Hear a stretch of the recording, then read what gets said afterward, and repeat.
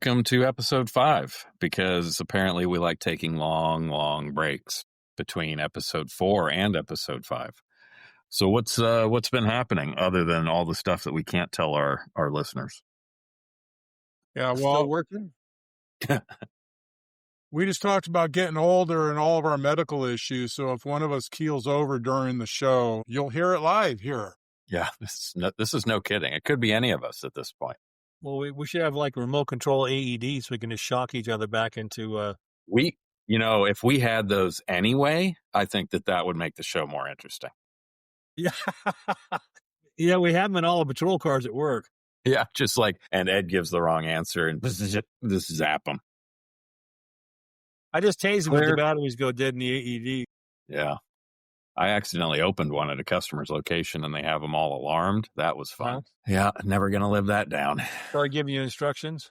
Take the shirt off of the victim. Yeah, I'm just going to run out of this room before somebody sees that it was me. That's about it, too. High-profile customer, too. Always the best ones to do that stuff. Dang. Yeah, it was funny. They're like, did you open that? I'm like, I might have. I don't think it was me. It was that dude right there. He ran away.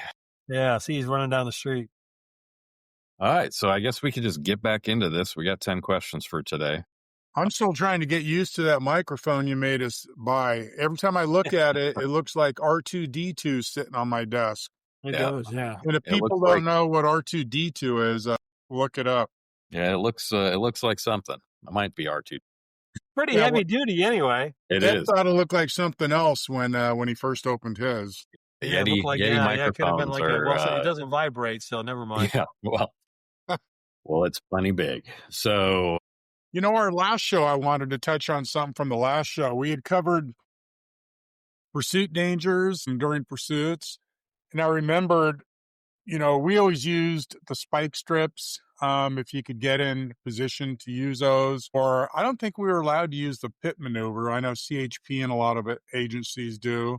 Speaking of that, do either of you know what the PIT stands for? A precision immobilization technique. It used to be called that. Listen to Ed. Gee, he's got it. Yeah. Now, right before I left, I think they got these little GPS tracker darts where the patrol car pulls up behind the suspect vehicle and they shoot these little darts. It's almost like a Nerf gun. It shoots these little darts that stick to the back of the vehicle, and it's a GPS tracker. And so they could back off and they could track the vehicle to wherever it goes. Those are pretty cool. But I saw some new technology called the Grappler, and it's a police vehicle equipped with a pursuit immobilization device. Uses the net to safely stop a fleeing vehicle. It's mounted on the front bumper. It looks like a big push bar. And when it's deployed, the front of it lowers down and the patrol car gets right up to the rear tire of the suspect vehicle and pushes this under the tire. And this big net entangles the rear wheels and the axle. And it's got this big, long strap connected to the police car. And the police car just starts slowing down. And it supposedly stops the suspect vehicle. And I've seen videos where it actually rips the whole rear end and wheels right off of the suspect vehicle. And apparently it was invented and used in Arizona, Ed.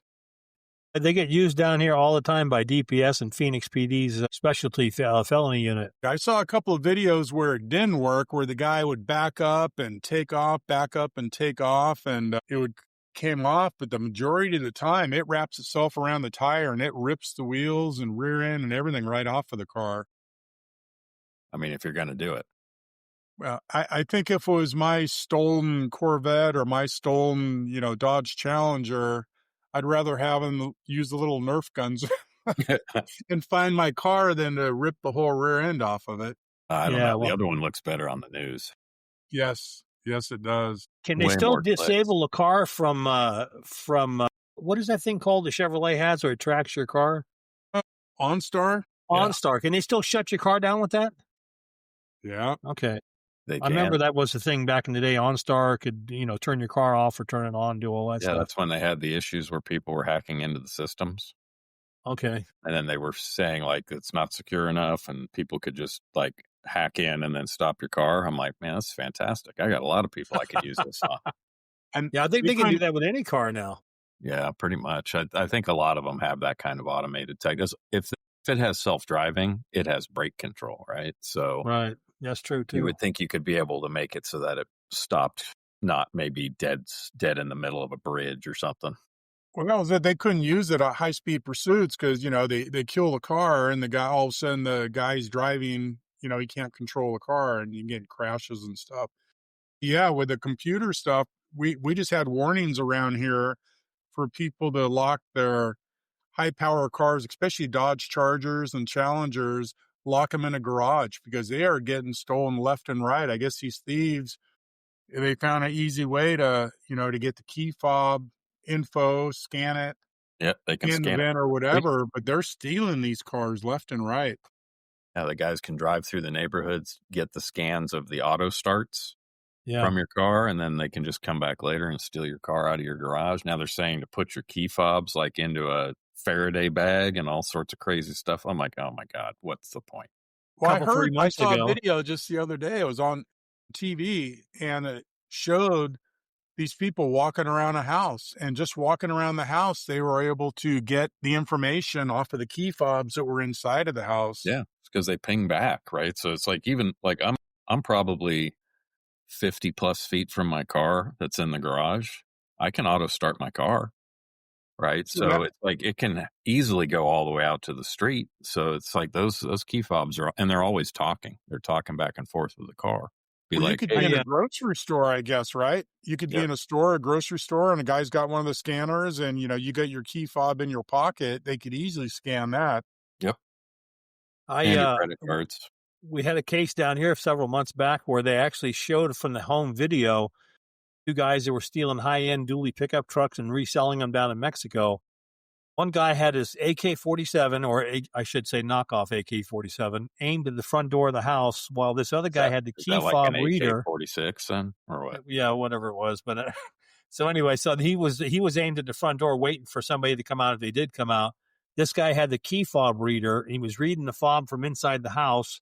They mashed it up, started the truck, and drove off down the driveway. I'm like, you got to That's be crazy. shitting me. I had no Yeah, idea no, this was going on. So I without wound up buying touching a Faraday anything, they bag for just mine. cloned it. That's Yeah. crazy. Crazy, That's crazy great. stuff. You got a group of people around here that are they're usually in the same small white car. So I don't know why they haven't caught them now, but they're stealing cars left and right. And one of them holds a gun with a laser. It's got a red laser you could see pointed toward the house. So if anybody comes out, they shoot at them. So it's getting pretty crazy now. Did you move or something? Are you eating something, Ed? Did Ed keel over? Ed's dead. Where'd he go? We're down to 2 for the show. Well, I guess we could start on questions if somebody resuscitates him. Yeah, or maybe he heard somebody's trying, or he went to go put his key fobs in his Faraday bags. Yeah, or his dog started. Ed, you I there? don't know. Where'd he go? Yeah, I had to get some water. I'm right back. I was feeling faint and I needed to go get some water. We were worried about you. We were going to send EMS to your house. No, don't bother. I got a DNR. Good. Hey, we're here. I know the show's still playing, but he said he has a DNR. Well, especially the wife should be throwing up that cougar hood sign there as soon as I kick the bucket. All right, let's get into this. So, question number 1. There are motorcycles with 2 wheels in front and motorcycles with 2 wheels in the back. Is there any reason I couldn't modify my motorcycle to have all 4 wheels and still use the original motorcycle's title and registration? If I do this, will most cops give me trouble over it? I would think, I don't think it's a motorcycle if it has 4 wheels. well, you could Right. modify an old car. You put a modern engine, drivetrain in it using the original title, and you don't have to have any inspections or anything. You could put a new engine in a 67 Camaro, and you still register it as a 67 Camaro, and you don't have to do the smog. But I would assume if you modified a 2-wheel motorcycle to a 4-wheel, you'd have to re-register it as special construction and go to the Highway Patrol for inspection and certification and whatnot. Or would it not become a quad and those aren't legal on the street? Illegal down here. Yeah, I Yes, don't know. yeah, I you think guys- if you you do guys that have- much of a major modification, you would need to get it re-registered. I think this feels like a question for DMV. there are a bunch of, like you said, there's a bunch of custom car build type registrations, right? So, but to me, like the motorcycles with two wheels in the front and one in the back, that's still a motorcycle. With one in the front, two in the back, that's a trike, right? I would assume. Yeah. So it's still a motorcycle. But I think as soon as you go to four, it starts I looking think more it like a changes. car, Yeah, it right? changes. Yeah. So be interesting to see. I do not know the answer for sure, but I know DMV sure does. And Or the I'm sure that'll person, be fun to wait in line to ask that question. no, or the person that sent in the question, he can go down to the highway patrol and ask them. They're the ones that would be doing inspections and certifications, so he could ask them too. Yeah. We just went through that with a car that we had bought out of state, and then we had to get it VIN verified, but couldn't take it to highway patrol because now they only do VIN verifications if DMV requests them. So you have to go to DMV first, which is, DMV is always fun. So God, it's my favorite place to go on vacation. I go to DMV. they're probably worse Luckily, now than they we were have 20 years ago. a little office out here called In-Out Tags, Mm. and I got to know the guy that owns it. It's a little office in my town. It's actually a satellite DMV office, and you could do everything vehicle related there. They don't do driver's license stuff, but they do vehicle transfers, inspections, VIN verifications. They do everything there, and it's so nice not having to drive 45 minutes to a DMV and then wait in an hour there. So it's nice to have a little office like this here. Yeah. Is the nearest DMV for you, Mark, over in Pittsburgh? Yep, that and Wow, they haven't even opened a new branch out there? no. Jeez. As Yeah, much as so the I use that population's little grown. office. They charge a little fee, a small fee, but man, to me, it's well worth the not having to go to DMV. Well, and Yeah, AAA exactly. does a lot of that stuff too. If you're a AAA member, they'll Yeah, handle this a lot of in-out tags is nice. They print out your registration, the new registration. They give you your tags, your stickers, your license plates, everything right on the spot there. your. That sounds like AAA also. So then you can get your car towed and you can go to the DMV. All right. Well, I mean, we sort of answered the question, but go see your Kinda. local DMV or your local highway patrol and see what they have to say, or just don't do it. One of the two. Question 2. Hey, I live in Florida. Well, this should be interesting. Hey, I live in Florida, and a cop pulled me out of my car for a search, and his excuse was because the car smelled like weed. I thought that was no longer legal for an officer to pull you out of the car solely for the smell of marijuana. Well, the key word or the main line there is recreational marijuana remains illegal in Florida. So if they smell it, that's probable cause right there. And it said pulled out, so it must have been nice versus ripped out or something else. Yeah, yeah. Like Asked to get out, maybe. That was probably more like it. Your car stories smells I heard like back in weed. the 80s. The big muscle guys would pull you out the car and slam you on the asphalt. You mean through the window? Oh, yeah, pull you out through the window. The wing window. The Yeah, the wing window. Be glad it's one of those easy wing windows that open. Oh, yeah. So the answer is yes, they can still do that. And Actually, if we have a lot of young listeners, they don't even know what a wing window is anymore. Huh? yeah, that's probably true.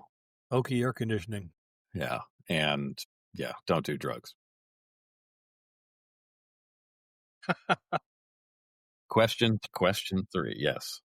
Talk to your parents. Question 3. My boy, this question's going to be interesting too. This is nasty. Prepare yourselves. My ex-boyfriend lives with me. I'm 16 and he's 19. I asked him to leave since March of this year, and he won't leave my house, and my parents won't do anything about it. What can I do to get him out? So there is. Does she want him to go to prison for a long time? Yeah, no kidding. Okay, just call the cops and go, he's been having sex with me repeatedly every day for a long time. He's 19 and I'm 16. See, you wouldn't want to be you. And by the way, my parents are allowing this to happen in their house. Well, she can tell them, take my parents with them too. Yeah. And then she'll have her own home. Yeah, exactly. For about 90 days. Yeah. Until you have to pay the bill. Yeah. Yeah, I don't know. There's all sorts of things wrong with this question, right? So, I mean, you've got, is that the parents' house? Is she living on her own at 16? What is the story going on there? Well, that's None of another it's good. question that falls under the NMI category. Needs more information. Yeah, it's Like pretty. what, why won't the parents do anything about it? Are they sleeping together? If so, that's statutory rape. He could be arrested. But it sounds like the parents don't care about it anyway. I mean, does he have his own bedroom and paying rent? If it's the Yeah. parents' house and they want him to stay, it's their choice. Is there domestic violence? There's way more information needed to really answer this one. Send in some follow up. We'll try to help, but none of that situation is good. And if you fear for your safety, get the hell out. Yeah, at the very least, you can kind of hook up mom and dad for conspiracy since there's two or more letting them have sex with her. God, it's so weird. I Such mean, a situation. call the police and have the police come out, explain it to them, and because there's not enough details here to really know if is he just living in the house, are they sleeping in the same room? I mean, and the parents won't let him leave. It just Well, and it sucks because strange she's not an adult, situation. right? Not an adult. What rights? Family. Oh my God, just so complex. That would be a call I wouldn't want to go to. Yeah. Have to get out your legal books. All right, so send more info. We'll just don't send too much info. Oh my gosh, probably put us all in the hospital knowing that, or maybe there could be like an entire movie made about that, documentary. Question 4. Okay, if I was living with my brother-in-law and I got arrested, till I get out, can he hold my stuff? So when I read this question the first time, that's what I got out of the question. So here's a second way of asking the same question, which is, if I was living with my brother-in-law and I got arrested, could he just keep my stuff? And I am not sure which one of these is right, so we could just answer them both. Well, I mean, if it's your stuff, you ought to be able to get it back. How long were you in jail? And we covered civil standbys before, where you have an officer come and stand by to make sure there's no issues. You get down an officer standby while you retrieve your belongings, and if he refuses to give you your stuff, take him to court. Right. And then it becomes civil, though, right? Right. Which, yeah, then you go to the people's court. Yes. Or Go see Judge Judy. Judy. All right. Let's see. Question 5. My father taught us when we were pulled over to 1, roll your window all the way down, 2, turn your interior light on if it's dark, 3, turn the radio down, 4, keep hands on the steering wheel so they can see them. He's gone, so I can't ask him this. My question is, when the officer comes to the window, they ask for license, registration, and insurance card. Should you have them ready when they come to the car, your car, or wait till they ask you? I wonder because if you're leaning over to get it out of your glove box or digging in your purse, like Ed's purse, I'm sure that makes them uneasy. My big fanny pack that hangs across my chest. I'm teaching my 17-year-old grandson how to drive, and I feel this information should be at the top of the list. I want to Wait do till the everything cop to asks keep for it. everyone safe. It's a good question. You got to give Ed a minute because he loves to ad-lib these recordings, so he's still reading the question right now. No, basically, wait till the cop asks for it and say, okay, I'm going to reach over to my glove box and get the registration out of there. Then I'm going to go into my center console and pull out my 9mm. So that's what you got to make sure you tell the cop everything you're doing. But if you're rooting around in your glove box, he may think you're getting the gun to shoot him when he's walking up, and you could have a whole different situation there. Yeah, don't hand the cop your beer and say, hold this for me while I get the registration. Hold my beer, will you? I would think you would ask him, hey, can you hold this beer while I get my gun? Yeah. As, oh, by the way, I have a CCW, right? So, but some of these points are still good, right? Like the roll your window down. I think their dad taught them right. Yes, roll your window down, hands on the wheel, turn the radio off, wait for the officer to ask you for anything. Just don't, interior light on if it's dark. And when they ask, tell the officer the registration, insurance cards in the, center console, glove box, and they'll tell you, go ahead and get it. Because in this day and age, an officer doesn't want to see someone reaching around the car as they approach. Yeah, in the officer's mind, the driver could be reaching for a weapon. We call that a do clue. what the officer asks. If anybody hasn't seen the skit by Chris Rock called Not to Get Your Ass Kicked by the Police, watch it. It's hilarious. It's funny as hell. But it's actually true. We'll have to find a link to that. I mean, Ed, when you and me were working, if we pulled over a car, and their hands on the wheel and you feel a little more comfortable approaching versus somebody that's all of a sudden leaning down, leaning over the back seat, because the first thing comes to your mind is, what are they reaching for or what are they trying to hide? In this line of work, you got to go straight to the worst case scenario. He's grabbing a gun. Yeah. Because if you don't and you get shot, that might be the last time you get shot. Because they know what they're doing, but you don't know what they're doing. So you got to be Exactly. on the, err on the side of caution. So the one thing they don't have in here is turn your car off. Did you guys run into that where people would do that? A lot of the time you'd go up and if the car is still running, you could say, "Hey, can you shut your car off?"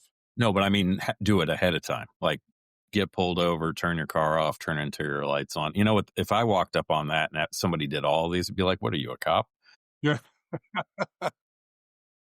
Yeah, and if they take the keys out of the ignition and throw them on the ground or put them on the roof of the car, you're dealing with an ex-con. Yeah, and if you see a bag of drugs go out the other window, you know you got a problem. So I was going to say something, but we're on live here. yeah, because that's going to stop you. It's So okay, Ed. FCC will send the fine to Brent. yeah, this is true. Or mysteriously, a bag will appear near your car and say, "You must have dropped this here, sir." Like, and it's a garbage bag full of drugs. Yeah. Boy, you'll start Man. dumping methamphetamine down the corner sewer while you think it's some kind of cooking powder. The stories. Yeah. Let's see. Mark So will tell you about that. I dumped about 2 ounces of dope on one of his calls one time. nice. Yeah, that's a story in itself, Ed. That was pretty dang funny, though. For you. Well, the statute of limitations is over. We could talk about my golf ball sized crack ball inside Motel 6 that got flushed. What'd you say after that? Oops. Good old Ed dumping a couple ounces down the gutter when it was raining because he thought it wasn't real, but it was real. I could have had a 3-ounce bust and it turned into a 1-ounce bust. And the other two went right down into the gutter because Ed said, I don't think it's real. Nice. The Well, fun days. so when answering that good question, a lot of different things that you can do. Also, I think we wrote an entire post about this at one point, about the whole getting pulled over, what to expect when you're getting pulled over and all of that. Maybe we'll hit on that next time and go through some of those points. But it is on the site somewhere. God knows where. It's like 1 million posts on there now. All right, question 6, and yet another interesting one. I am confidently sure that my ex has used an external passkey to allow him remote access to my laptop. There are a number of encrypted files that I have saved and cannot open. Could those serve as proof? In 2022, when we were still married, he assigned himself admin privileges, allowing him to log into my laptop and Google account anytime and anywhere. Glad this guy's now an ex. He had an old Samsung phone reactivated with my phone number so he could use it to receive ID verification codes. I believe he was monitoring my activity and downloading my files. I hope there is some recourse because he should not be allowed to get away with ID theft because we were married. Yeah, this is maybe even a little more than ID theft, but that's a mess, and I have 1 million questions. So I don't even know where you would begin with this. This becomes a civil thing, I think, at some point, right? Hello? Yeah, I believe it would be. I'd say without absolute proof that he did it, it'd be hard to prove. I mean, if he's being a jerk about it, I just get a new laptop and take your old one to a computer expert and see if they could retrieve the files or delete the access passkey. Right. But yeah, change your password. right. Right, because that would keep him out of the account. Then you had to change your second authentication method, which is your phone. You got to undo all of that, probably wipe your computer out, do all that. But I don't think you could use an encrypted file that's on the computer unless this was like a movie level heist. I don't think anybody's going to be trying to unencrypt files to figure out if somebody's ex has access to their laptop. So it's a crap situation, but the easiest way to get out of it's the same thing we all have to do every single time something gets exploited on the internet, which is every day, is change your password, change your authentication method, do everything, make your passwords not password, all those different things that can go with that. But I'm glad he's an ex. Sound like a great guy. Right. Let's see. So question 7. Hi, the question is, Can you stop moving traffic so somebody can back out of your driveway? It happens all the time. Same house, same people. It's like they wait for me to drive by or something. It's very annoying. I'm just wondering before I call my local police department and complain. Thank you for your time. 2 exclamation points. So, Ed, when you're backing out of your driveway, do you wait for your neighbors? And No, then I you just just race right back out out to in where front and of them? slam their brakes on because they're all Jericho gangsters. Scare them a little bit. So I don't know. This sounds like maybe some douchey neighbors. Could be, more than likely. But the answer is can you stop traffic to back somebody out of your driveway? I would assume that answer is yes. Well, it depends if they're doing it for safety. I mean, we used to do that. We'd go to a concert or something and, trying to get out of a parking lot at a concert, we do the same thing, get out, stop traffic and then let the car out. But I don't see a big problem with it myself. If they live on a busy street and it's hard to get out of a driveway, I can understand why they do it, and wave thank you. It only takes a few seconds to stop and let them out. Be a good neighbor, take a deep breath. Yeah. And if I they think are really, if they are really doing it to you every time, it should be pretty clear. Yeah, I mean, it's easy to start making that little squirrel cage spin in your head there that are doing Yeah, it to you guys you. just might be leaving for work at the same time. If Like, that's the case, drive up and down your block all day long and let them stand out in the street. man, I would definitely do that. That would be hilarious. Just be like, oh, here he comes. Go And get then him. call the cops and say, hey, there's some goofy guy out there directing traffic in the middle of the street. Yeah, I think he's super crazy. weird. Yeah, send help. Okay. So, question 8. We had a lady come from CPS stating that somebody reported that my husband hit me in front of our children. My husband has never hit me. We will fight as any married couple does, but we do our best to do it not in front of the children. Is there a way to find out who reported it so we can get them for slander? My kids literally had to be interviewed over this lie. I think that stuff's confidential myself. As in what? When you Well, yell at people, what? no, I mean, if someone reported you, we get those anonymous tips all the time, and I see what you're they're saying. usually anonymous because they come from downtown. Right. And they come to us, we got on a tip that, blah, blah, blah, blah, and you got to go check the tip out and then write down a whole bunch of stuff on the sheet if it was bona fide, and you got to pull an IR number and all that kind of stuff. But the name of the reporting party is usually, if it's anonymous, is never given to anybody at the patrol level. Right. At least nowadays, anyway. I don't know. I can't even remember back when we used to do that. Yeah, I just know there was a lot, like when we did DV, domestic violence stuff and all that, everything was confidential, right? Like the people talking about it, the people in it, everything was kept. None of that stuff was ever, report. It was all just very officially done. Mark, anything? I mean, if the kids are interviewed and the husband was cleared, you should be okay, although it's still on record if any other allegations are made.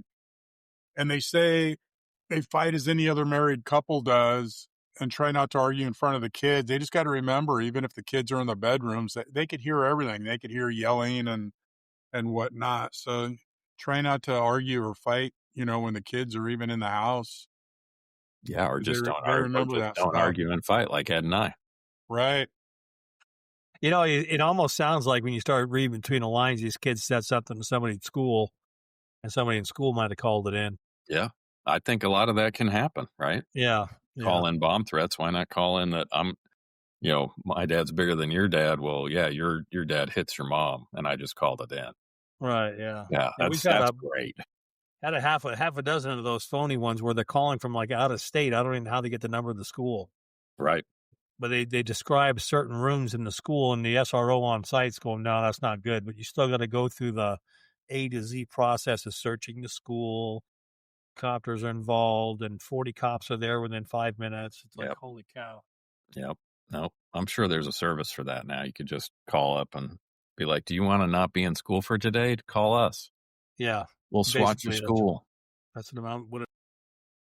I see you skipped a question that I was really, really looking forward to hearing Ed's answer to. I took out a bunch of dumb questions. Which one did I miss? Which one was that?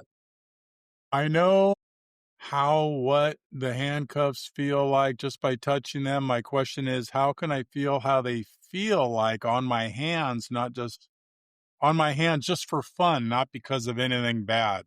And you wonder why I took this out. Yeah. Well, Yeah. I wanted to hear Ed's answer to that one. I don't even have it on my list here. Where is it? It's not because I took it out. I see it. Oh. It was number 7. Yeah, I took it out. The old number 7. Well, I got the new one about backing out your driveway and somebody runs me over. Are you liable? And Right. all that stuff. Basically, Ed, they know what handcuffs feel like by touching them. Their question is how can they feel like they feel on their hands just for fun, not because of anything bad? They can go to the store and buy a pair and then go do their, S&M routine at home. Well, I'm pretty sure you can buy the fuzzy ones on Amazon. Yeah, you just go down to your local adult shop. They got them all over the place, I would Is imagine. that all you got, Ed? I thought it was going to be something really funny and detailed. He's ad-libbing. I don't know why you expect anything. Yeah. All right. That was a dud. Go ahead to the next one. No, that won't be a dud because it'll just keep coming back and back all the way to the end of the show. All right, question 9. Officer ran my plate to get my ad. No, this is horrible. This is how you date, just so you know. Well, that's the Officer way. ran my Some plate. guys used to do this too back in the day. I'm pretty sure it still happens and people get fired for it. So, Well, yeah, all the time. but since nobody knows what the hell the question is yet, so maybe we should just say it. So, it's killing me. Ed answering questions before he's even read them, and I've read them. So, officer ran my plate to get my address and showed up at my door. He was interested in a sexual relationship. How do I address this? I fear retaliation if reported. Ed? It depends on what agency you go report it to. Usually they got a professional standards bureau for most law enforcement agencies. But if it's one of those 2 or 3 man little agencies, you might have to step it up to another agency and report it. Because there are the agency that provides that particular police department with all the traffic for running license plates will be able to look that up and see who did it from what laptop or what MDC or CAD machine and all that kind of stuff. It's all tracked for sure. Yeah, so you're SOL. You just lost your job and your pension for pulling that nonsense, but you got to report it to somebody. And that answer right before I left it, like you said, you had to have a reason to run a plate or a name, and it's all in the system of who ran it, and when. So, I mean, generally it's illegal for an officer to run a plate to get someone's personal info, unless it's just for law enforcement purposes only. Totally illegal for trying to initiate a sexual relationship. My question was, did he run it during a traffic stop or a warning? Did he say specifically why he was at the door? I'd go to the police department and ask for internal affairs and explain the situation. There would be a record of him running your plate under his ID number. When it's reported, and if he retaliates, it's basically the end of his career. Yeah. Well, I'm pretty sure I'd it say might be keep the a end of record his of all the career before dates, that. what occurred, what was said, when you reported it, what the Internal Affairs Division does with it. I mean, it may be innocent, but it's also illegal and he can get in a lot of trouble. Yeah, I'll give you a little side note here. It's not even near as interesting as this question. We had an individual run a ex-wife's boyfriend's license plate. He was doing it as part of an investigation. She filed a complaint against the ex. He wound up losing his job over it. So a 25-year law enforcement officer lost his, they'd let him have his pension, but they charged him with a felony, reduced it to a misdemeanor so he could still get his pension. So that's how crazy this stuff gets now. And you got to do the class every 2 years, I think, to get permission to get online and run license plates and people for wants and warrants. Yeah, just logging into that system. Yeah. It's anything you do is recorded on there. Every plate, every person, every inquiry that you run. That's how Ed got around it. He just logged in under another officer's ID number. I just use Mark's. So well, I'll tell you the truth. Back in '89, when I went through the academy and graduated, you never signed any paperwork about running people's names in the computer. And at the time, this is going back, I think, probably past the statute of limitations.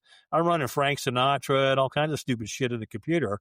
Well, and if there was no rules in place, then there's no so rule. About a year later, out came the first rule for the agency I was working at the time. And it said, if you're caught using this computer for anything other than law enforcement related reasons, you shall be or will be possibly fired. I was like, oh boy, they're getting serious about this stuff. So at the bottom of that, did it say, Ed, stop running Frank Sinatra? It probably was, because he used to set bells and whistles off in the computers in California DOJ. Could you imagine the poor person who saw all these records being run and was like, oh my God.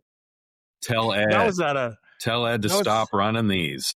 Yeah, I was at a board on night shift. I was like, let me run some Frank Sinatra. Let me run so and so. Oh my God. Yeah, not good. And then even more in depth is rap sheets and backgrounds like that, because those you have to document every time you did them. Yeah, of So course, we didn't have the access to the time. rap sheets. Yeah, Just that's 28s, 29s, and that kind of stuff.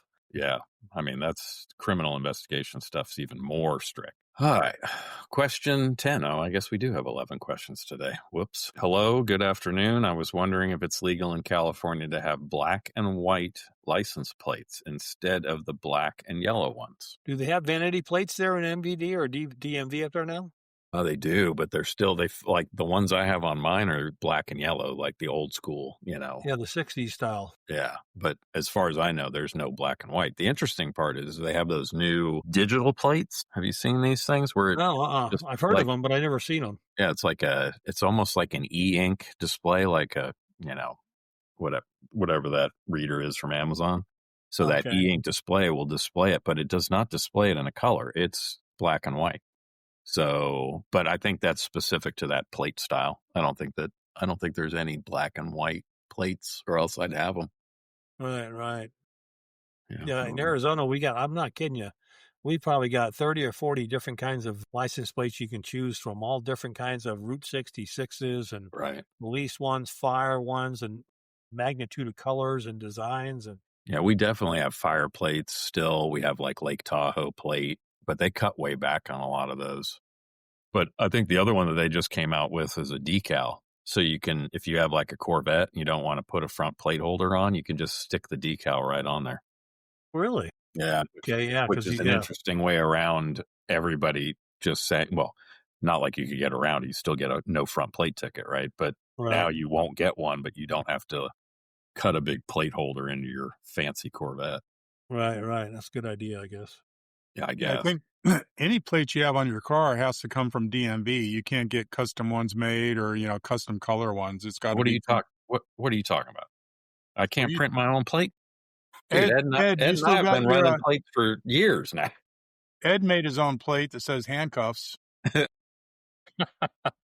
me see. I guess a lot of vanity plates. People have been doing their own plates, though, because that's how parking tickets and toll roads have been getting exploited. Really? Yeah. So like for Arizona, if you have toll roads, right? So I just pick somebody's plate number down there, throw it on my car, and then go through all the toll roads and park illegally. And then the thing gets auto read by AI and all sorts of cameras. And then they just sends you tickets. And then it's like virtually impossible to get them corrected, because they're like, well, why do I have a New York plate number in Arizona?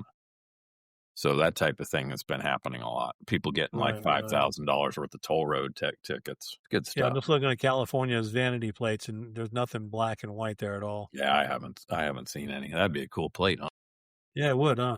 Yep. All right, let's see. Last question, which is probably we'll end on a semi-serious note. Semi-serious. Okay, how about a serious note? I'm going to have to ad-lib on these because I don't have those last two questions. Well, you should, because it's definitely on here. But what would happen if I tell a cop that I am suicidal? So, like, you guys are working together. Somebody walks up to you and says, "Hey, guys, I think I'm suicidal." What happens? That's actually a pretty simple one. Yeah, 5150. Yeah, 5150 them. You got to send them for evaluation, 72-hour hold. And is it still the same, Mark, as it used to be? As far as I know, I've been retired for a couple of years now, but yeah, if you would fill out the 5150 form, they'd send the ambulance out and take them over to county hospital to be evaluated. Huh. It's a big deal down here. You got to have a judges look at it and all kinds of stupid shit. Well, do you have... This one was just, unless they changed it, the officer would just fill out the 5150 form and send a copy of it over with them to county hospital. Yeah, I'd be curious to hear if there a lot of those, like now, like police and fire are both running like mental health units, right? Where they go out and handle that type of stuff. I wonder we have what those new at our place. Might change that. We have co-responders going out with our officers now. Mm. We call them 9s down here, which is 5150 in California. Mm.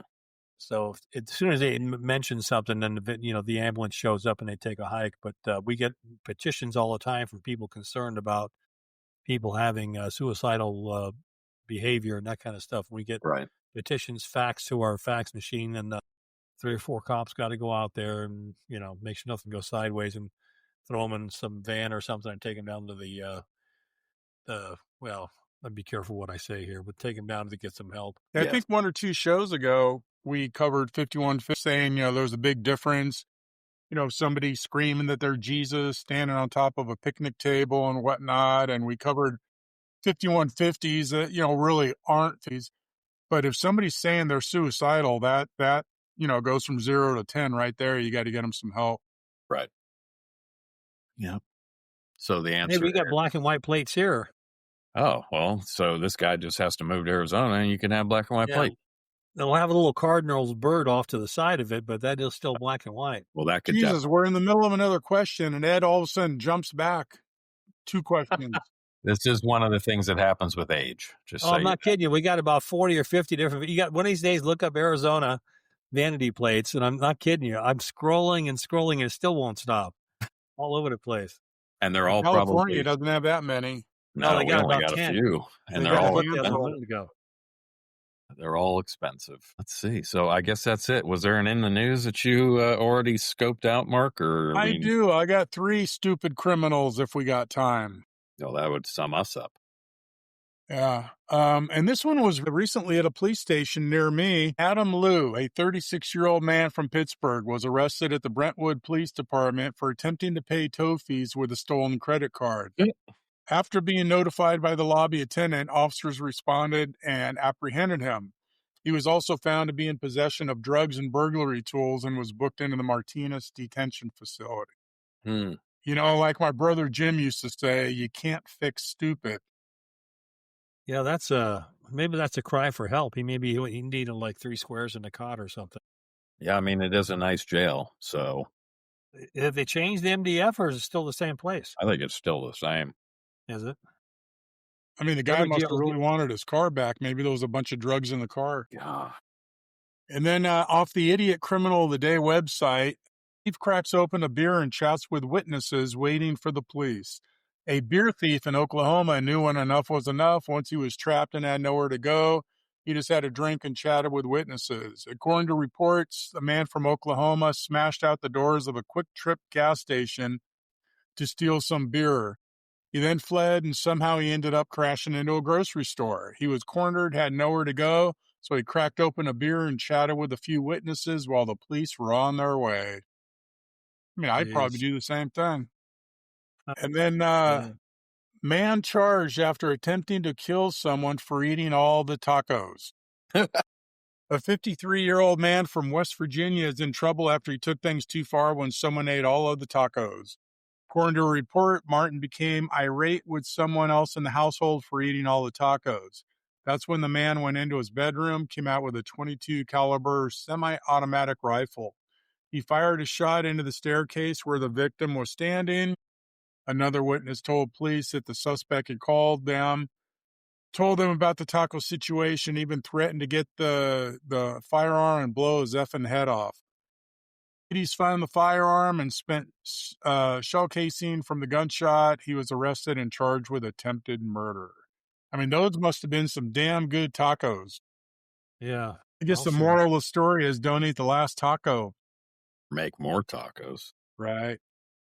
And then lastly, police have confirmed that the man who tragically fell from the roof of an 18th floor nightclub was not a bouncer. Wow. We're going to end on that. Okay. Yeah.